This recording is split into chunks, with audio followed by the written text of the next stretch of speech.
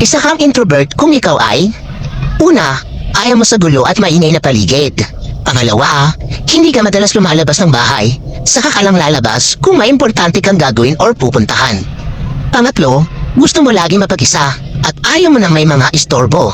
Pang-apat, kaya mong makipag-socialize pero may limit. Panglima, kapag hindi ka komportable sa mga kasama mo, dinidistansya mo ang sarili mo sa kanila. Pang-anim, minsan naman nagiging maingay ka kapag ka-vibes mo ang mga kasama mo. Pang-pito, hindi mo alam kung paano magsimula o mag-response ng conversation sa ibang tao. Kaya madalas ngumingiti ka na lang o di kaya tatahimik ka na lang. Pang-walo, hindi ka rin expressive na tao, kaya madalas kang ma-misinterpret ng iba. Pang-siyam, straightforward kang tao. Pero madalas iniiwasan mong magbitiw ng masakit na mga salita kapag alam mong sensitive ang taong pagsasabihan mo.